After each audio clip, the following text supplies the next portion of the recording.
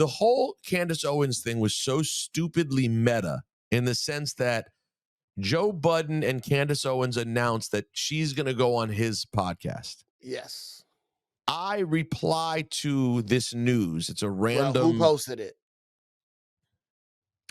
I Joe feel Budden? like no. Candace posted a picture of it, I guess. But of course, in this meta dumb world, I saw some like blog report it. Yeah, okay. I repost the news of Joe Budden and Candace Owens and add the caption of a facepalm, right? Which somehow translated to what some That's of the all you put? Peter Rosenberg slams Joe Budden. I was like, I don't know if facepalm. I just don't know if that rises to slams. You slammed him. And also, hey, yo, but like, I just don't know. Slammed his butt. And yeah, he got butt slammed. And that's not true. But then I did add to that tweet, though. So that was the initial part. And then I followed it up. This is a random weeknight. I'm just in bed. Yeah, you got to stop tweeting in bed. You always get in trouble. So put the phone down. After I hit the facepalm, I wrote separate tweet. So sick of the idea that conversations need to be had with bigots, trolls, and immoral a-holes. Exchanging ideas among smart, good people is useful. Hearing a hateful hack babble on about hate is not worth anyone's time. Ooh, I feel strongly about that. Poetic. But I didn't at anyone. I wasn't going for like clout with the tweet. Oh. It was just, I didn't think about it. I will say, my wife, she literally, while I'm composing the tweet, hit me with a, what are you doing? And I was just like, nothing. So subconsciously, she knew I was up to no good. It. She felt it. I was like, hey, I'm just sending a tweet.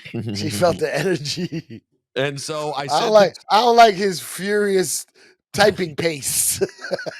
Yeah, exactly. So I was like, I sent it. I didn't think much about it. This was a value. Actually, you're going to be surprised, people out there, Juan Eppers. I learned a lot this week, and it wasn't bad. People thought, I'm sure, babe, did he get medicine? Okay. People knowing me and how I've gone through these things before, I think our Juan Epp fam was expecting I was like really going through it. But here's the early lesson I learned. It's only taken me 15 years or so to learn. The next day, I had a regular day. I get up, I took a little nap after a podcast or something. I went to work, and I get a text from my producer, Anthony, at the K Show, like, busy day or something. I'm like, I don't know what he's talking about. I get to work, and I sit down to have our meeting, and he references something about like, well, Peter's had quite a day. And I was like, dude, this is the second time you said that. I don't know what you're talking about. I haven't done anything today. He's like, oh, you haven't seen the Candace Owens stuff online? I was like, oh, no. Did she reply or something? He was like, oh, yeah, I don't want to like fuck up your day. So whatever, yeah. And I was like, I said, really? And it was in that moment that I realized, I was like, wait a second. You're telling me there's a whole hubbub online that him, as someone who knows me and as someone who's on social media a lot, he was like, oh, he's going to be upset. That's what was going on. It's something upsetting. It's something upsetting that is living in this area. Yeah. And because I had not opened it, it did not exist. Like no one called me.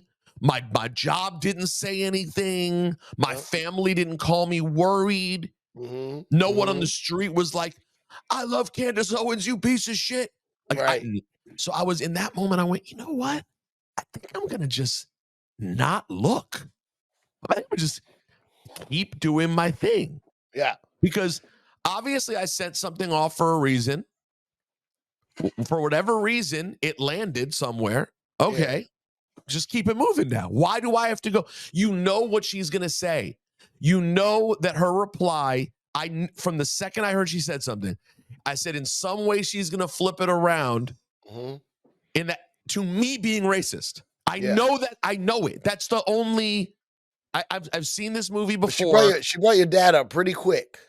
Went right. That did surprise me maybe a little But bit. that was like, I was like, you should have saved that. That was for what. That No, was for if he replied.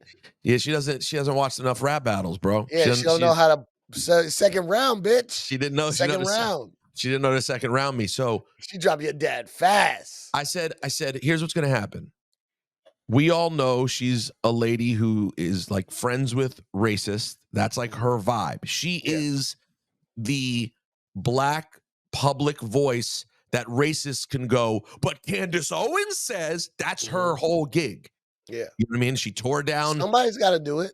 Someone's got to do it. She was there to be like, no, George Floyd is no hero. He's a drug addict. She had to be that guy. Breonna Taylor wasn't innocent. She's that person. Yeah. So why are black people always complaining about this or that when really it's their literacy rate? And really, if the father was in the home, the same tropes we've been hearing for 40 years old. I wonder if Larry is a Candace Owens fan. No. Why would you think that? so? The guy who makes the commission shirt? I don't know. Larry got on my nerves, man. Larry. No. Not Larry's not like that. So I knew. I go, this is the world we live in. Yeah. She knows I'm calling her out because that's the kind of people she rolls with. Ben Shapiro's literally her boss. He's going to flip She got beef with Ben Shapiro. She did, but it was, I think she works for, I think she's on his, He owns that thing? I think he owns that thing. Look that up, Billy. I think Candace Owens. The Daily Word or whatever. The Daily Wire, is that what it is? Daily Wire, yeah. I think Ben Shapiro owns it. And that was all, inside business. Because she's friends with Matt Walsh, but her and Shapiro got a little drama. Who's Matt Walsh? He's the guy that goes heavy at the trans. Oh, God, of course. Oh, yeah. Oh, she's big on that. The little plaid. He always got a plaid shirt. Back to Candace Owens, because whatever. So happened? I knew that someone whose main brand is like being down with racists, I'm like, oh, she's going to hit me with, I'm a racist. And that's what she did. And it was super boring. And it just wasn't a good it was exactly what I thought. There was no good conversation to be had. There's no this is a grift. It's all fake. It's all fake. And to your point, Cipha, the way she found out about it was that a blog reported that I said it. So real quick, one podcaster responding to another podcaster was written about in a blog, and then that person had to respond to the blog, writing about the podcaster, responding to that there's a podcast. It's all nothing news. It's nothing. Crazy. It's crazy. What we call news now. And then you want to get even crazier. Get into the try to understand the Venn diagram of people coming after me. Some of them are black, defending Candace Owens, right? Calling me a racist, then saying, I'm just mad that she's not pro-Israel because I'm a Zionist. I was like, I think she might not even be as anti-war as I am. What? I can't even follow what you people are fucking saying. They don't even know who she is, though, if they're saying that. They don't even know who she is. They think she's like a WNBA basketball player. You know what? I got to tell you, the name Candace Owens, you could, if you never saw her, you just heard her name. Candace Owens, that does sound like you dropped 33 for Auburn. You know what I mean? Yeah. No, it does. Owens is a big basketball vibe. Billy Owens, Terrell Owens, football vibe. Yeah, but my boy Liam came with the story with the Joe Button story. I go, bro, listen. If you, as a hip-hop fan, a connoisseur, came up with a throw spaghetti against the wall theory that the girl rap era's over, then come with that opinion and let's talk about it. But I'm not going to talk about Joe Button's take on it. How is that news? And I'm not knocking Joe Button at all. It's actually great that Joe Button has these topics and he's talking about things. Why are we talking about what he talks about? Let's talk about our own thing. Right. Jesus Christ. By the way, that happens at my ESPN show every day. We're setting up with what we're going to talk about today, and then I get a list of things that other broadcasters said that day for us to talk about. I'm like, why don't we just come up with our own bullshit that people can write about and talk about? I don't care.